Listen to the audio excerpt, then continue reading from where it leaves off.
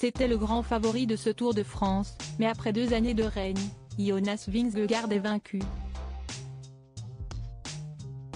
Le tenant du titre cédera son maillot jaune ce dimanche 21 juillet 2024 à Tadej Pogačar, qui a réalisé un sans faute sur la grande boucle, quelques semaines après sa victoire au Tour d'Italie.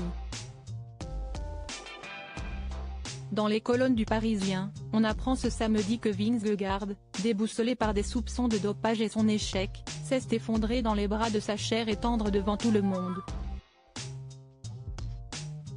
Si est le mystère de cette 111e édition du Tour de France, les deux leaders de la grande boucle, Tadej Pogačar et Jonas Vingegaard, ont-ils inhalé du monoxyde de carbone pour aller au-delà d'eux-mêmes et ainsi se surpasser ?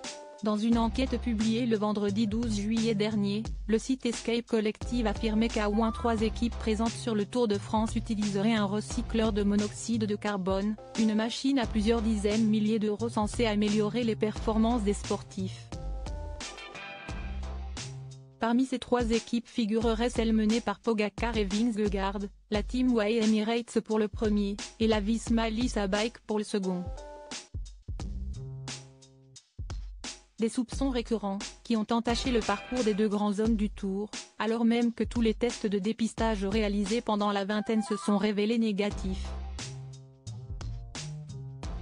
Et ce dimanche 21 juillet, si est finalement sans suspense aucun que le Slovène Tadej Pogačar qui va s'imposer, et ainsi remporter son premier Tour de France, quelques semaines après avoir remporté celui d'Italie.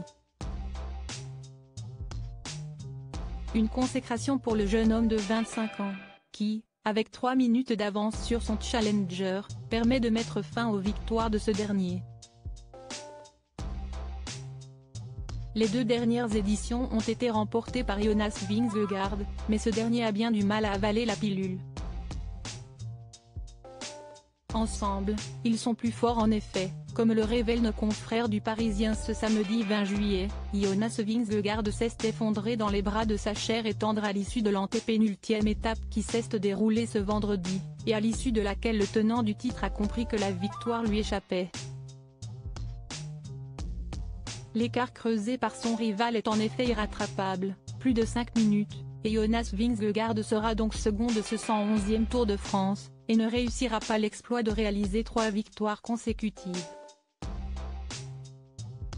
Battu et se contentant de marquer Remco Evenepoel pour sauver sa 2e place, le double vainqueur s'est effondré en larmes dans les bras de son épouse, révèlent ainsi nos confrères, avant de poursuivre, seul dans un océan de bruit, triste en couple comme une chanson de Brel, ils étaient des milliers et on ne voyait que 2, tout entourés de bouffeurs d'espoir qui les montraient du nez.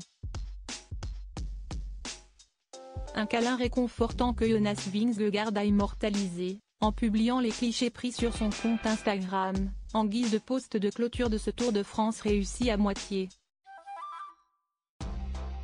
Les Français à la peine.